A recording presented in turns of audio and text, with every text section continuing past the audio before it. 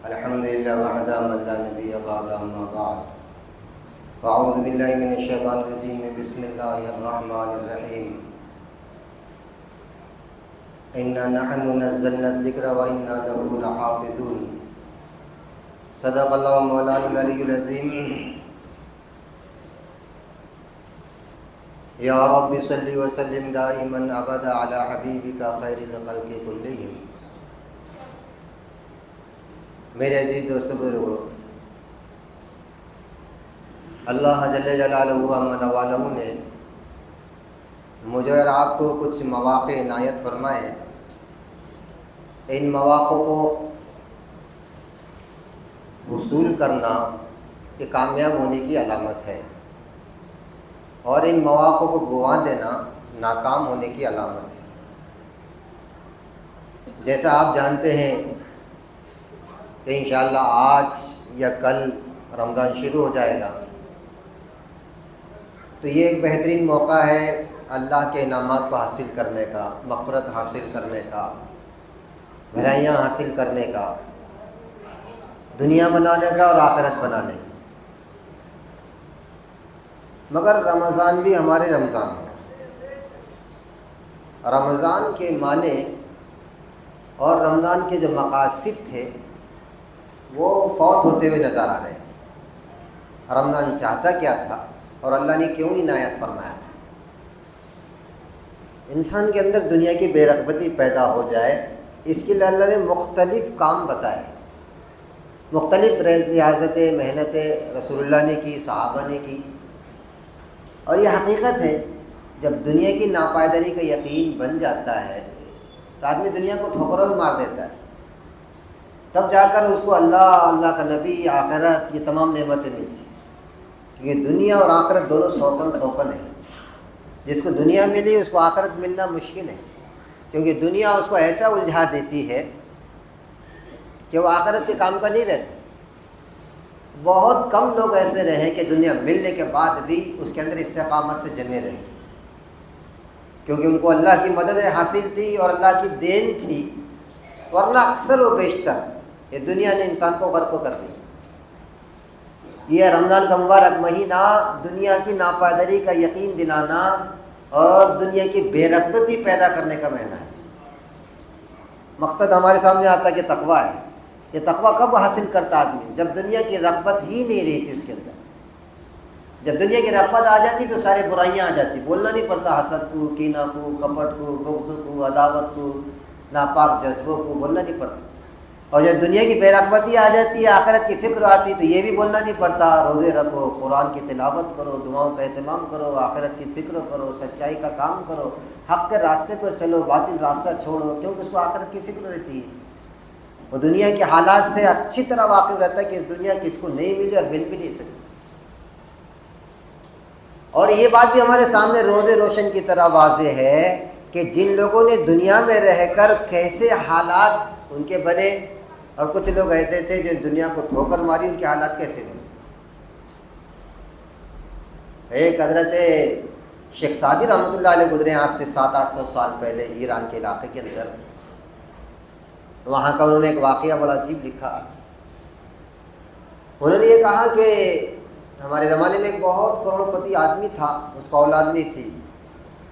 کسی نے اس سے کہا کہ بھائی خانہ کعبہ میں ایک جگہ ہے مقام ابراہیم، وہاں جا کر دعا کر، اللہ تجھے اولاد کی نعمت سے مالا مال کر دے گا. لڑکی کی محبت اس کو وہاں لے گئی. وہاں جانے کے بعد مقام ابراہیم پر رو رو کے دعا کیا. اللہ کو گھڑی آئی اور اللہ نے اس کی دعا قبول کر دی. اولاد کی نعمت سے مالا مال ہوگا، وہ بھی نرینہ اولاد. مگر آگے چل کے اس کی تربیت کے نہ ہونے کے نتیجے میں اور اس کے سینے میں چونکہ وہ دنیا دنیا دنیا دیکھ رہا تھا، دھیرے دھیرے دھیرے دھیرے ایک پیریڈ آیا کہ وہ جوانی کی دہلیز پر قدم رکھنے کے بعد بری صحبت نے اس پر ایسا اثر ڈالا کہ باپ کے خزانے اور باپ کی ساری دولت کو داؤ پہ لگانا شروع کر دیا. باپ بہت زیادہ تنگ آنا شروع ہو گیا. وہ اپنی دعاؤں پہ پچھتانے لگا، کیا کر دیا تھا میں نے. اگر وہ نیک اولاد مانگتا، آخرت کی کام آنے والی مانگتا، تو اس کے ساتھ یہ معاملہ صرف اولاد مانگا ہے. اور نبیوں نے نیک اولاد مانگی کہ ہماری آخرت بھی بنائے یہ اولاد. ایسا مال مانگا جو خیر خوبی والا، خالی مال نہیں۔ حضور کے سامنے ایک صحابی آئے مال مانگے، اللہ کے رحم نے کہا کہ دیکھو ٹھیک نہیں ہے مال، ثعلبہ بن حاتب کو مال ٹھیک نہیں ہے، اچھی چیز نہیں ہے۔ 1 سے 3 مرتبہ مانگی، حضرت سرکار نے دعا کر دی، دعا کرنے کے بعد اتنا مال آیا، اتنا مال آیا، اتنا مال آیا کہ سرکار کے پیچھے نماز پڑھنا چھوڑ دی۔ دھیرے دھیرے دھیرے یہ حالت ہو گئی، میرے عزیز و بزرگوں مدینہ کے باہر جگہ لے لی۔ جمعہ میں ایک مرتبہ سرکار کے پیچھے آنے لگ گئے، اس مال کی کثرت نے کہاں لے آ کے پھینک دیا۔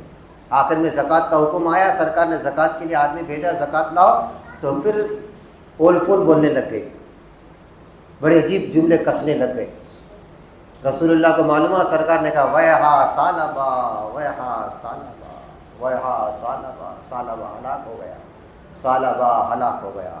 ایسے افسوسناک جملے آپ نے فرمائے۔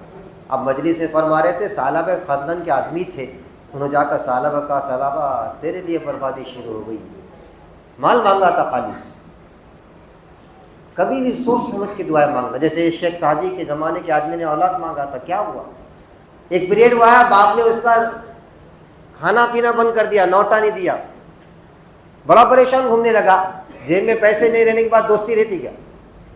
کسی دوست نے رائے دیا کہ ایک رائے دیتا ہوں، تیرے باپ سے پیسہ بھی نکلتا تو پوری پراپرٹی کا مالک ہوتا، تجھے ایک کام کرنا پڑتا۔ بولے کیا؟ تو مکہ معظمہ جا اور مقام ابراہیم پر تیرے باپ کے ہلاک ہونے کی دعا کر۔ کہاں اچھی بات، مکہ معظمہ کا وہی مقام ابراہیم جہاں باپ نے رو رو کے اولاد کے لیے دعا کری، وہی مقام پہ یہ نوجوان لڑکا اپنے باپ کے مرنے کی دعا کر رہا ہے۔ کیا زمانہ ہے! اس سے پتہ چلا میرے دوستوں، یہ جتنے بھی اعمال ہم کو ہے، دنیا کے چکر میں ہم ساری چیزوں کو بھول جاتے، اور دنیا پائیدار ہے ہی نہیں۔ بڑے بڑے اس دنیا کو چھوڑ کے چلے گئے، بڑے بڑے۔ بعض لوگوں نے، ہارون رشید کا بیٹا معمولی آدمی تھا کیا؟ پوری دنیا کے 3 تہائی سلطنت کا بادشاہ بنتا تھا، وارث بن سکتا تھا۔ مگر ایک بات سمجھ میں آئے گی، اور چاہے دنیا کے ہم سونے چاندی کے نوالے کھا لے، ایک دن دنیا سے جانا ہے، یہ ساری چیزیں چھوڑ کر جانا ہے۔ وہ سمجھ میں آنے کے بعد اس نے زاہدانہ زندگی گزارنے لگی، ہارون رشید کو برداشت نہیں ہوا۔ ہارون رشید خود نیک آدمی تھی، مگر چمچے جتنے تھے وہ چمچوں نے بولا برا کہنے لگے۔ آخری میں یہ فیصلہ کر دیا کہ میں آپ کے ساتھ نہیں رہ سکتا ہوں، سلطنت کو ٹھوکر مار سکتا ہوں، آخرت کو نہیں۔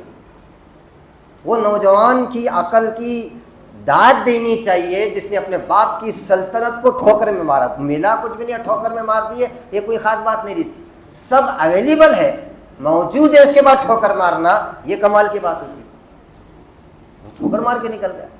جاتے جاتے ماں نے ایک انگوٹھی دی تھی اور قرآن کریم دیا تھا، صرف یہ قرآن کریم، ایک قرآن پڑھتا تھا روزانہ، قرآن کریم کھول کے پڑھنا، ہفتے میں 1 یا 2 دن مزدوری کرتا تھا صرف، اور مزدوری کے پیسے لینا، وہ بھی ضرورت جائز اس کو استعمال کرنا، باقی بس قرآن کے لو میں لگا ہوا ہے۔ ایسے بے شمار زندگیاں، بے شمار ہمارے پاس۔ صحابہ کو کیا چیز تھی بتاؤ جو کامیاب کرتی؟ وہ دنیا کی بے رغبت، اتحاد کیوں تھا، محبتیں کیوں تھی، بادشاہ روم کامتا کیوں تھا؟ ہم اس تمام کا خلاصہ کر نکلتے ہیں تو یہ اس کی وجہ سے تمام عمل کرنا آسان ہو گیا تھا ان کے اندر، تمام۔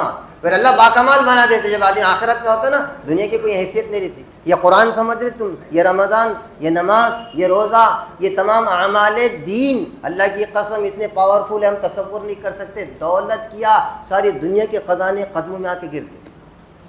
دکن کے اندر ایک ہمارے نابینا حافظ تھے، ایک لالا بول کے قاری قرآن تھے، بہت بڑے، ان کا نام بھول رہا ہوں میں، تو ان کے جیسا پوری دنیا میں کوئی قرات نہیں کر سکتا، ہمارے ہندوستان میں پیدا ہوئے۔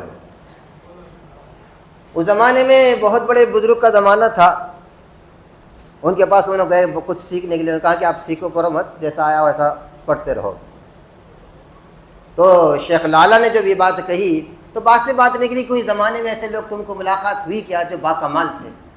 تو یہ قاری قرآن تھے، انہوں نے کہا کہ میں دکن کے علاقے میں گیا ہے، دکن کا جو علاقہ ہے نا اس میں گیا تھا، وہاں ایک دیہات میں مجھے ایک نابینا حافظ ملے، میں نے ان سے ملاقات کی، ملاقات کرنے کے بعد بات چیت تھی، انہوں نے کہا کہ کون ہے؟ میں نے اپنا نام عبداللہ بتایا، تو اس کہا کہ قرآن کریم پڑھو، میں قرآن پڑھ کر کہ تم شیخ لالا ہے، تم عبداللہ نہیں، وہ تم کو کیسے معلوم؟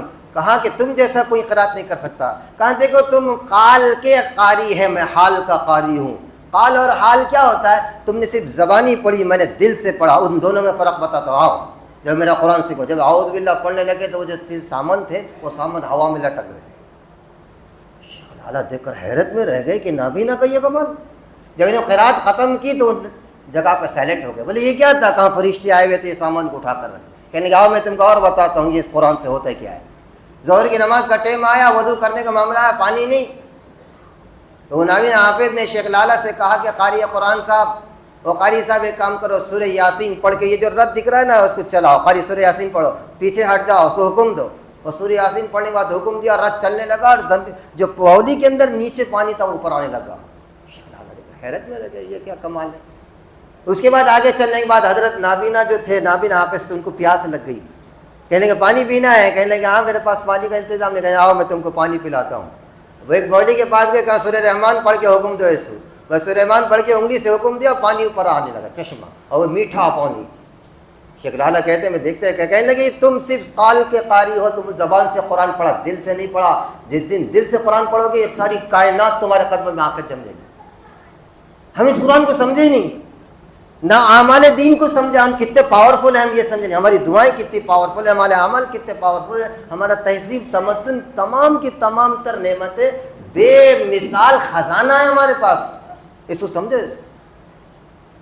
حال میں ایک بادشاہ گزرے ہمارے پاس, صدام حسین. پہلے تو لوگ کہتے تھے کہ وہ دہریے ہے, ایسے ہے ویسے ہے. تقریباً 40 ملکوں سے اکیلا مقابلہ کیا شیر نے. معلوم ہے یہ طاقت کہاں سے ہی تھی. ابھی اورنگ آباد کے ایک بہت بڑے مورخ ہے, اس نے ایک کتاب لکھی منتخب الکتب ایسے کچھ نام لکھا ہے, آئین جہانوما. میں نے جب دیکھا اس کتاب کو تو حیرت رہ گئی کہ محنت کرنے والے کہاں سے کہاں پہنچ گئے. انہوں نے اس میں صدام حسین کی بڑی عجیب بات لکھی. جس وقت امریکہ کا قبضہ ہوا اور امریکہ چاہتا یہ تھا کہ ان کو تباہ کر لے, اس وقت ان کے دل میں خواہش پیدا ہوئی دین اسلام کے تعلق سے کہ میں کوئی ایسی تاریخ بناؤں جو دنیا اس کو یاد رکھے. وہ سوچنے کے اندر انہوں نے ایک کام کیا, علماء کو جمع کیا, دیگر لوگوں کو جمع کیا کہ میں کیا کروں. کچھ لوگ جو تھے ان کے چاہنے والے کہنے لگے تمہارا مجسمہ بناؤ, کہ جب تک مجسمہ رہے گا لوگ تم کو نام یاد رکھتے. کہنے لگے یہ ایک نہ ایک دن بوسیدہ ہو جائے گا. کوئی کچھ کہا, کوئی کچھ کہا, کوئی کچھ کہا. وہ سوچتے رہے آخر ایسا میں کون سا کارنامہ دوں. رات میں قرآن کریم پڑھ کے بہت روتے تھے زارو قطار. تو اس دنیا میں جو لوگ باکمال بنے نا, اس کے پیچھے قرآن, اس کے پیچھے سرکار, اس کے پیچھے نماز, اعمال دین کی طاقتیں ہیں ان کے باکمال بننے کے پیچھے. ورنہ بیٹھ رہے ہیں یہاں پر مدینہ میں, روم کا بادشاہ کہاں پر, معمولی بات ہے کیا. 80 آدمی کو روم کے بادشاہ نے پکڑا عبداللہ بن حذافہ کے ساتھ, تیل کڑا کے سامنے رکھے. حضرت عمر کا والا نامہ پہنچا, قیصر روم کو خبردار, میرے آدمی کو کسی کے بال کو دھکا پہنچ گیا, تیرے دروازے کے اوپر میرا لشکر تو دیکھے گا, اور میں ایسا تباہ و تاراج کر دوں گا دیکھو کہ صفحہ ہستی سے تیرا نام مٹ جائے گا. والا نامہ خالی پہنچا. عزت کے ساتھ ان کو رہا کر دے, عزت کے ساتھ, بڑے لمبے چوڑے باتیں نہیں. مدینہ کہاں, روم کہاں, یہ طاقتیں آئی کہاں سے, کیا چیز تھا ان کے اندر. ان کا تعلق ذات خداوندی سے مضبوط تھا. وہ اللہ کو دیکھتے تھے, اس کی طاقت کو دیکھتے تھے, وہ کیسی طاقت کا مالک ہے. جب اس کے بن گئے انہیں اپنی طاقت ساتھ کر دیا, تو پھر دنیا کو کیا دیکھیں گے. وہ اس نے 80 آدمی کو آن کی آن میں چھوڑ دیا, پیشکش کر دیا تھا عبداللہ سے, آدھی سلطنت دیتا ہوں, میری بیٹی کا نکاح کرا دیتا ہوں, تم اسلائی عیسائی کہ نہیں میں مانتا ہی نہیں اس کو. کہنے لگے کام کرو میرے ہاتھ کا بوسہ دو. کہا میں بوسہ کافر کو نہیں دیتا.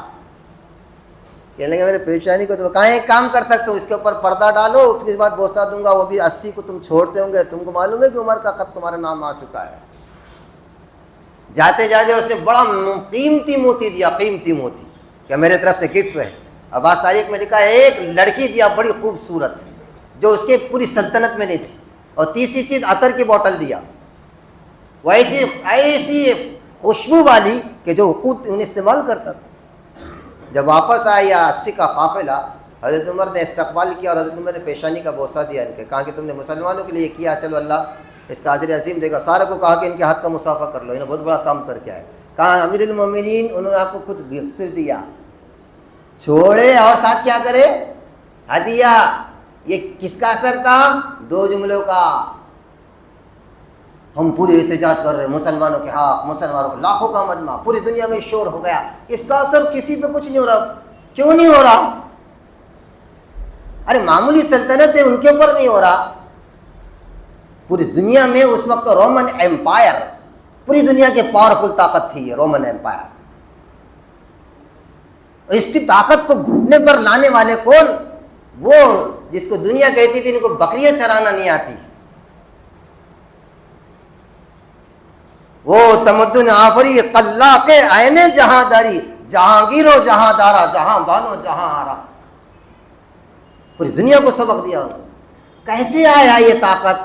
یہی تو رمضان تھا، یہی تو قرآن تھا، یہی تو سرکار تھے، یہی تو دعائیں تھی، یہی تو اعمال تھے. ایک چیز تھی ان میں، وہ تھی دنیا کی بے رغبتی. دنیا کے لیے کرتے ہی نہیں تھے وہ. عین میدان جنگ میں حضرت خالد بن ولید کو ہٹانا یہ معمولی بات تھا. کہنے لگے پہلے بھی اللہ کے لیے لڑتا تھا، اب بھی اللہ کے لیے لڑ رہا. وہ شیر جس نے 165 جنگیں لڑی، ایک جنگ میں 11 تلواریں ٹوٹی، 11 تلواریں. خالد بن ولید کو جس کو سرکار نے کہا تھا سیف من سیوف اللہ. میرے دوست ان اعمال کو سمجھو. ہر کوئی پاورفل ہو سکتا ہے، اس کو اپنے سینے سے لگاؤ. مرنا جینا اوڑھنا بچھونا بنا دو اس قرآن کریم کو اور نماز دین کو. پھر دیکھو اللہ کیسی طاقت ہم کو عطا کرتا. دنیا تو دنیا چھوڑ دی، دنیا سے جانے کے حالات بتاتا ہوں تو کوئی سے بات خالی آخری بات بتا کر ختم کر دو. یہ جس کی بات بتا رہا تھا میں آپ کو، کیا نام ہے اس کا؟ Saddam Hussein. دین تہذیب کا جب اخلاق دین میں آ گیا تو کہنے لگے کیا کرنا. آخری میں طے کیا ایک کام، حالانکہ یہ کام ٹھیک نہیں ہے اسلام کی نگاہوں میں. انہوں نے کہا کہ میں قرآن لکھوں گا اپنے خون سے. تو عراق کے اندر ایک بہت بڑا خطاط تھے، شاکر نام غالباً کچھ تھا، البغدادی تھے. ان کو بلایا خطاط کرنے والے.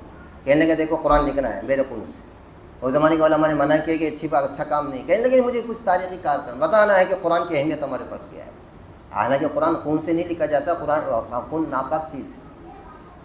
مگر یہ اللہ کے بندے نے مسلسل 6 مہینے 8 مہینے خون نکالتے رہے، اس سے قرآن لکھا گیا. پورا قرآن لکھا گیا. 8 لیٹر خون نکالا انہوں نے. کس کا؟ خود کا. کتنا؟ اور وہ جو مصحف تھا جب امریکہ نے قبضہ کیا یہ ہوگا تو سارا ورثہ لوٹ لیا گیا. اس میں یہ مذہب وہ جو بزرگ تھے جنہوں نے اختلاف کیا تھا انہوں نے اٹھا کر فوراً اس کو لے لیا، ایک تہخانے میں جا کے چھپا دیا. کہنے لگے بات الگ تھی، انہوں نے خون سے لکھا وہ غلط کام کیا، مگر یہ تو قرآن ہے. اس کو تہخانے میں چھپایا. جب امریکہ کی حکومت کو معلوم ہوا تو امریکہ کی حکومت نے اس کو ڈھونڈ کر نکالا اور کہا کہ جنونی آدمی تھا اپنے مذہبی کا، کم سے کم اس کی تاریخ یادگار تو رکھو. ایک مسجد کے اندر اس کو سیف رکھا بھی، اس کی چابی حکومت کے پاس ہے. مگر دنیا کو بتایا قرآن ہماری نگاہوں میں کتنا. اللہ ہم سب کو دین اسلام کی سمجھ نصیب فرمائے اور دنیا کی بے رغبتی ہمارے سینوں میں پیدا فرمائے. واخر الدعوانا